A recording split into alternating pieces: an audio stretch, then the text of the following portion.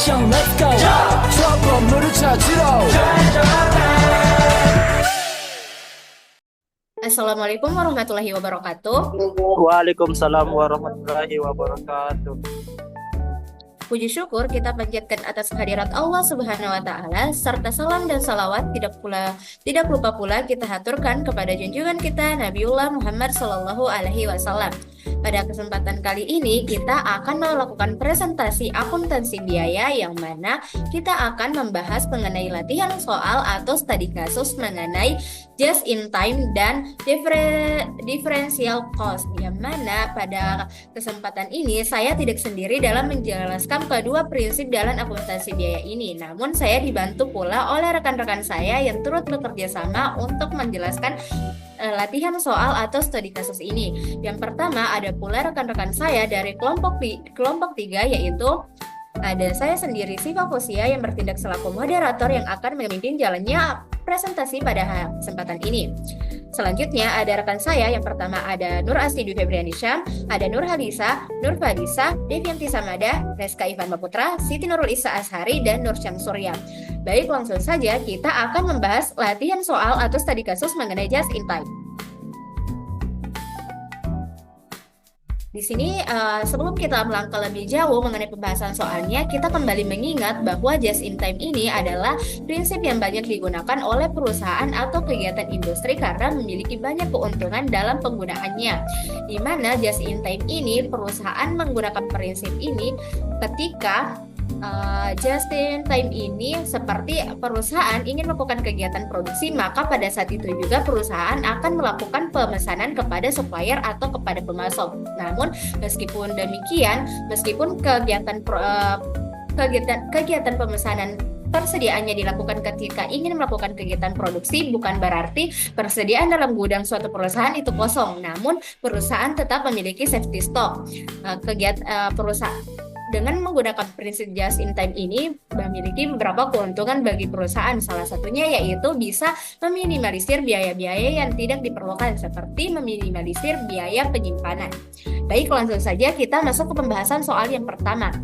Di sini sebuah perusahaan sedang mempertimbangkan pengelolaan persediaan menggunakan metode just in time untuk memenuhi kebutuhan produksi. Kegiatan produksi secara bulanan menghasilkan 20.000 unit. Setiap unit produksi membutuhkan waktu proses sekitar 20 menit. Jadi dalam produksi satu unit produk itu membutuhkan waktu sekitar 20 menit, dan dalam satu hari kegiatan produksi berlangsung selama 8 jam kerja dengan total hari kerja per bulannya yaitu sebanyak 25 hari. Bulan sebelumnya perusahaan memiliki persediaan akhir sebesar 1.500 unit dan perusahaan menargetkan safety stock sebanyak 500 unit setiap akhir bulannya. Pertanyaannya yaitu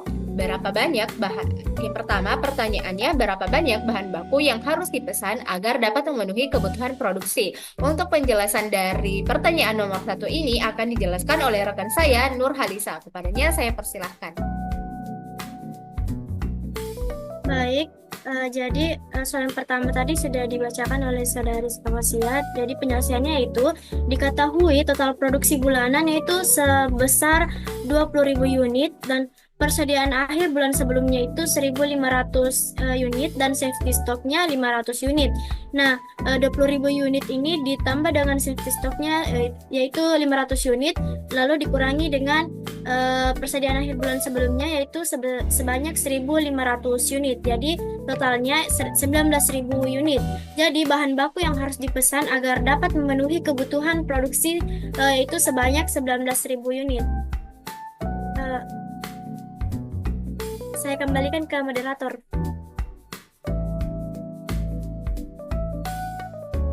Baik, terima kasih kepada Nur Halisa atas penjelasannya mengenai pertanyaan nomor 1. Jadi bahan baku yang harus dipesan untuk memenuhi kebutuhan produksi yaitu sebanyak 19.000 bahan baku.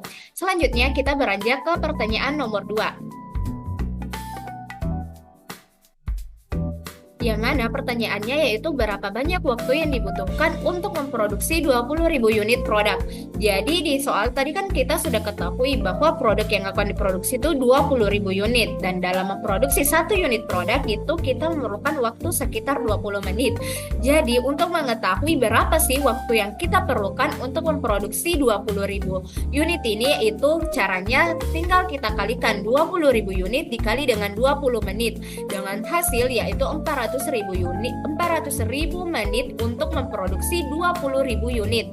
Jadi 400 menit ini untuk kita konversi ke jam, di mana 400.000 menit dibagi 60 menit. 60 menit ini kita dapatkan dari 1 jam itu sama dengan 60 menit, sehingga dari hasil 400.000 menit dibagi 60 menit itu kita dapatkan 6.667 jam. Jadi kita memerlukan dalam satuan jamnya itu kita memerlukan waktu 6.667 jam. Tapi dalam satu hari kan ini perusahaannya hanya melakukan kegiatan produksi selama 8 jam dalam satu harinya. Sehingga 6.667 jam dibagi dengan 8 jam adalah 833 hari. Jadi untuk memproduksi 20.000 unit produk ini kita memerlukan waktu 833 hari. Dan jika kita konversi ke menit, kita itu untuk memproduksi 20.000 unit itu kita memerlukan waktu 400.000 menit atau sama dengan 833 hari. Baik, itu saja penjelasan mengenai pertanyaan nomor 2. Selanjutnya saya persilahkan kepada Reska Ivan Maputra untuk menjelaskan pertanyaan nomor 3.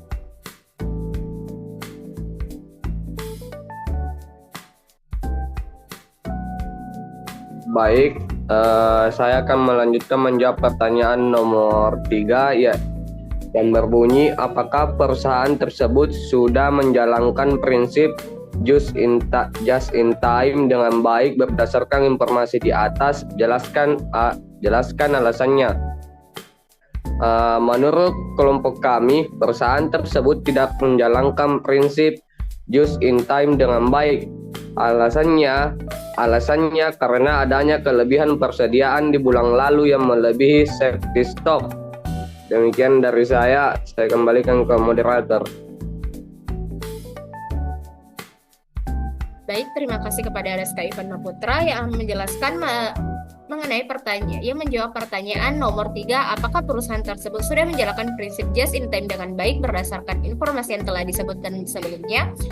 Yaitu perusahaan ini belum menjalankan prinsip just in time dengan baik karena adanya kelebihan persediaan di bulan lalu yang melebihi dari safety stock, yang mana kan safety stocknya harusnya 500 unit persediaan, tapi ini mengalami kelebihan 1.000 unit produk, yang mana itu sebesar 1.500 persediaan di bulan sebelumnya.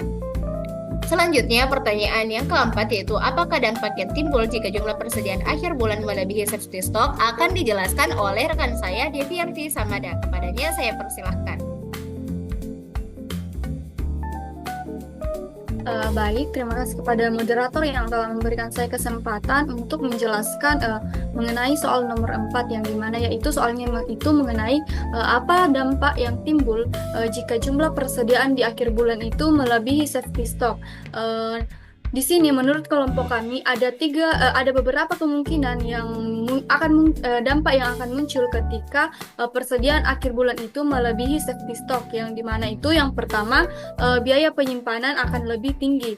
Ini dikarenakan persediaan yang lebih banyak itu akan membutuhkan ruang penyimpanan tambahan, yang dimana ini bisa meningkatkan biaya operasional seperti biaya penyimpanan, pengamanan ataupun juga biaya perawatan untuk persediaan tersebut. Yang kedua itu resiko kerusakan ataupun juga expire, yang dimana ini disebabkan jika persediaan yang berlebihan bisa meningkatkan resiko kerusakan barang atau tidak terjual atau juga terpakai sebelum waktunya, yang dimana akhirnya menyebabkan kerugian bagi perusahaan itu sendiri. Yang ketiga, dampak yang ketiga ketiga itu ada mengenai masalah dalam perencanaan dan juga permintaan. Hal ini disebabkan karena dengan adanya kelebihan persediaan bisa menunjukkan bahwa di sebuah perusahaan tersebut terjadi kesalahan dalam perencanaan seperti perkiraan permintaan yang terlalu tinggi ataupun juga pada akhirnya menyebabkan ketidakseimbangan antara penawaran dan juga permintaan akan sebuah produk. Baik, demikian dari saya kembalikan ke moderator. Baik, terima kasih kepada Devian Kusamada yang telah menjelaskan jawaban dari pertanyaan nomor 4. Selanjutnya, mengenai pertanyaan nomor 5 akan dijelaskan oleh rekan saya, Nur Halisa. Kepadanya saya persilahkan.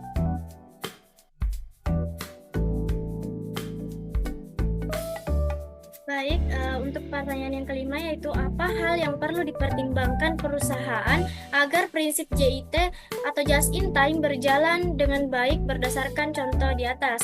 Nah, yang harus dipertimbangkan di sini yaitu bahan baku untuk setiap produk karena just in time bertujuan untuk menghasilkan barang atau jasa sesuai dengan kebutuhan pelanggan dan berusaha untuk tidak ada persediaan yang tersisa untuk menghindari peningkatan biaya seperti biaya penyimpanan, biaya pemeliharaan, dan lain-lainnya.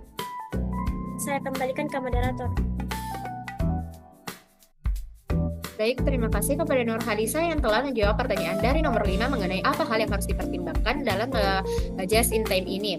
Selanjutnya kita akan beralih kepada latihan soal atau studi kasus dari differential cost. Jadi sedikit penjelasan bahwa differential cost ini merupakan biaya yang terjadi atau perhitungan biaya yang terjadi ketika perusahaan harus memilih antara beberapa alternatif yang serupa.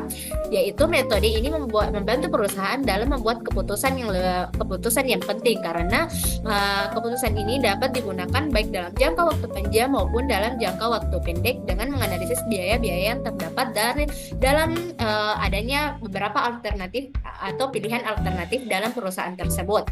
Di mana pada studi kasusnya yaitu perusahaan XYZ memproduksi 2 jenis produk, yang mana di yang pertama ada produk A dan produk B. Perusahaan mempertimbangkan untuk memutuskan apakah mereka harus menghentikan produksi produk A dan memfokuskan sumber dayanya untuk memproduksi lebih banyak produk di produk B. Dengan di mana rincian biayanya yaitu untuk produk A memerlukan biaya tetap sebanyak 30 juta rupiah dan produk B juga sebanyak 30 juta rupiah.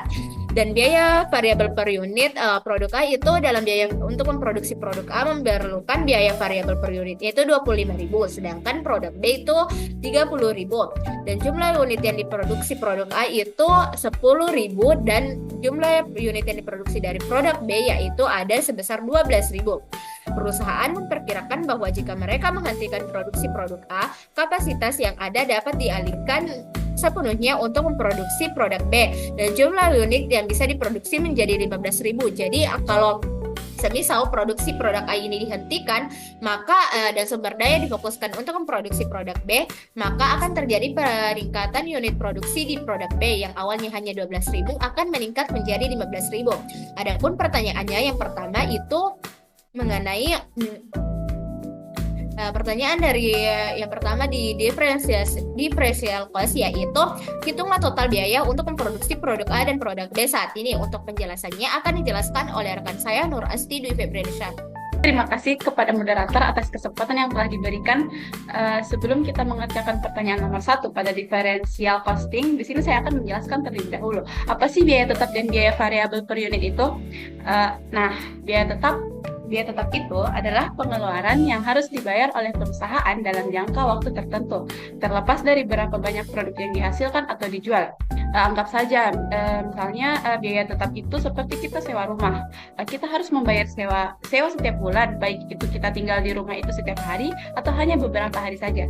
Jadi intinya itu biaya tetap itu tidak berubah meskipun jumlah produksi berubah. Nah, sedangkan biaya variabel itu sendiri adalah biaya yang berubah-ubah sesuai dengan jumlah produk yang dihasilkan. Semakin banyak produk yang dibuat, semakin besar pula total biaya variabelnya. Namun, biaya variabel per unitnya itu sendiri tetap sama. Nah, jadi di sini di pertanyaan nomor 1, differential cost itu terdapat pertanyaan yang dimana hitunglah total biaya untuk memproduksi produk A dan produk B saat ini. Nah, pada produk A biaya tetapnya itu sebesar 30 juta rupiah, sedangkan biaya variabel per unitnya itu sebesar 25.000, sedangkan jumlah unit untuk produk A menunjukkan bahwa perusahaan XYZ saat ini memproduksi sebanyak 10.000 per unit untuk produk A dalam satu periode tertentu atau dalam 1 bulan. Nah, di sini kita menggunakan rumus biaya tetap ditambah biaya variabel per unit dikali jumlah unit. Di sini biaya variabel kita kalikan dengan jumlah per unit, yang dimana 25.000 rupiah dikalikan 10.000 unit. Hasilnya itu sebesar 250 juta rupiah. Nah, selanjutnya kita di sini menambahkan total biaya 250 juta rupiah itu tadi kita jumlahkan dengan total biaya tetap. Nah, di sini itu 30 juta ditambah 250 juta sama dengan 280 juta per unit.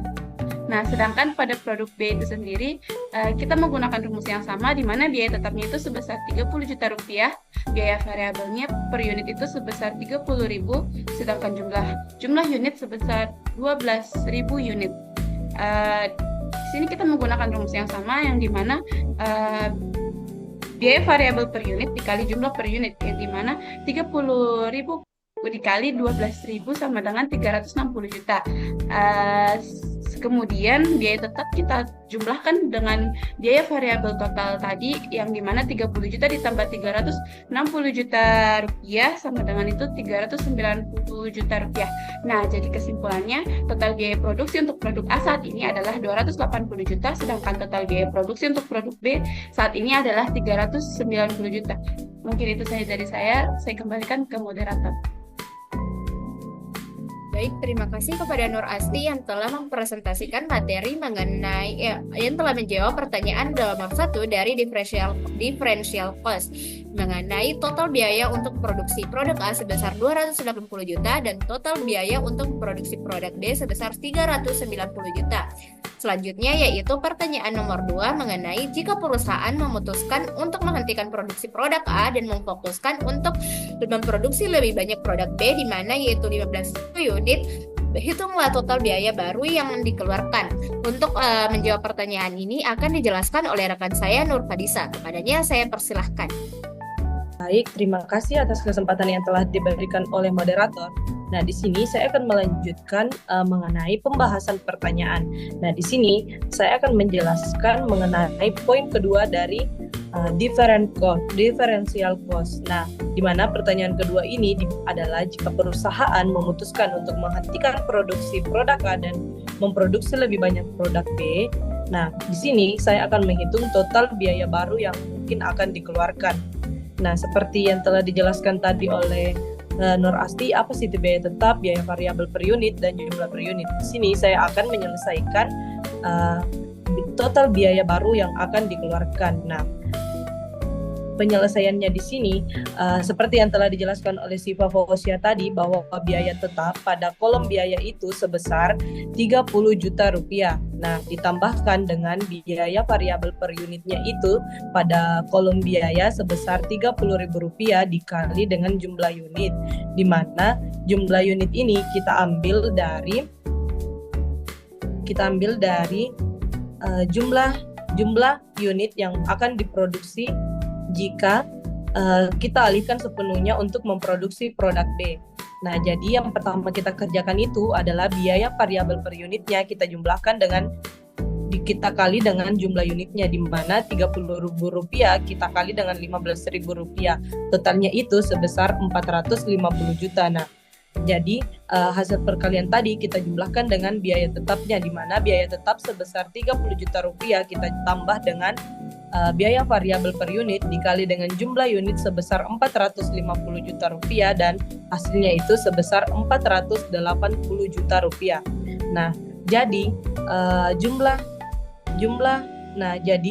jumlah biaya yang baru akan dikeluarkan untuk memproduksi lebih banyak produk B sebesar 480 juta rupiah.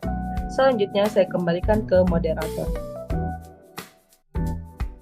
Baik, terima kasih kepada Nur Fadisa yang telah menjelaskan dan menjawab pertanyaan dari nomor 2, yaitu total biaya yang harus dikeluarkan untuk memproduksi produk B dengan 15.000 unit, yaitu sebanyak 480 juta.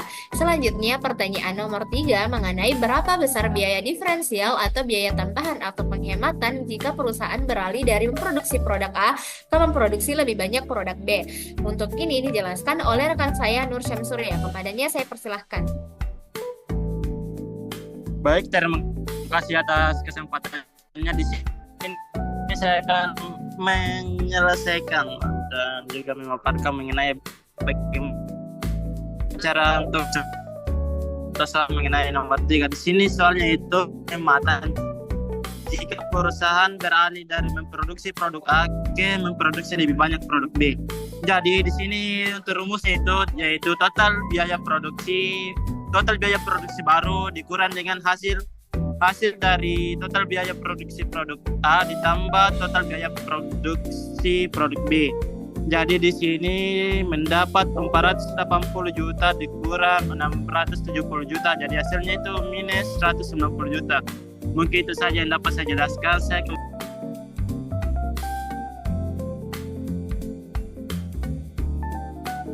Baik, terima kasih kepada Nur Syamsurya atas penjelasannya mengenai pertanyaan nomor 3. Jadi, jika kita menghentikan produksi produk A dan memfokuskan untuk memproduksi produk B dengan unit 15.000 unit, maka kita akan menghemat biaya sebesar 190 juta rupiah. Selanjutnya, pertanyaan nomor 4 akan dijelaskan oleh rekan saya, yaitu Siti Nurul Isa Ashari. Pertanyaan keempat dan kelima ini akan dijelaskan sekaligus oleh rekan saya Siti Nurul Isa Ashari. Kepadanya saya persilahkan. Baik, terima kasih atas kesempatan yang diberikan oleh moderator. Di sini saya akan memaparkan penjelasan jawaban kami, yaitu nomor 4 dan 5. Nomor 4 itu pertanyaannya, jika kalian berposisi sebagai pengambilan keputusan, apa keputusan yang diambil dan jelaskan alasannya. Jadi, kami memutuskan menghentikan produksi produk A dan lebih memfokuskan memproduksi produk B sebanyak 15.000 unit. Karena biaya produksi yang dibutuhkan hanya sebesar 480 juta rupiah dibandingkan dengan memproduksi dua produk yang membutuhkan biaya sebesar 670 juta rupiah. Pengambilan keputusan ini dapat menghemat biaya produksi sebesar 190 juta rupiah. Kemudian pertanyaan nomor 5 itu, apa faktor lain yang harus dipertimbangkan oleh perusahaan terhadap pilihan di atas selain memperhitungkan biaya produksi? Jadi selain penghematan biaya produksi, ada pun faktor lain yang harus dipertimbangkan seperti permintaan pasar, margin keuntungan, serta resiko kehilangan pelanggan dari produk A. Sekian dari saya kembalikan kepada moderator. Baik, terima kasih kepada Siti Nurul Isa Ashari yang telah menjelaskan pertanyaan nomor 4 dan pertanyaan nomor 5, yang mana yaitu bagaimana cara kita mengambil keputusan, apa keputusan yang kita ambil, dan apa alasan kita mengambil keputusan tersebut, serta apa saja faktor-faktor yang harus dipertimbangkan dalam pengambilan keputusan tersebut. Dan itulah tadi pembahasan terakhir mengenai pertanyaan dari differential cost. Terima kasih pula kepada teman-teman saya, rekan-rekan saya dari kelompok 5 yang telah ikut bekerja sama dalam menjelaskan presentasi ataupun menjelaskan pembahasan materi dari latihan soal studi kasus akuntansi biaya khususnya pada prinsip just in time dan differential cost. Saya berharap dengan adanya video penjelasan ini bisa membantu teman-teman semakin memahami apa itu prinsip just in time dan apa itu prinsip differential cost, dan teman-teman tidak hanya bisa mengetahui secara teori namun juga secara praktik. Itulah tadi kami dari kelompok 5, saya Siva Pusya mewakili teman-teman yang lain pamit undur diri. Wassalamualaikum warahmatullahi wabarakatuh.